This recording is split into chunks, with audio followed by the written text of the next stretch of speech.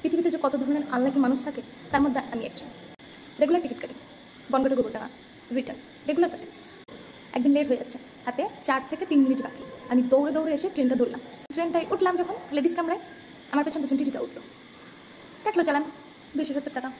আরেকদিন কী হচ্ছে, গোবরডাঙ্গা থেকে চাঁদপাড়া যাবো, তো হোস্টেলে কম বেশি দিদি যায় গোবরডাঙ্গা থেকে চাঁদপাড়া, ওখানে টিটি থাকে না, ওরা টিকিটও কাটে, বা যতবার গেছে ওরা টিকিট কাটে না।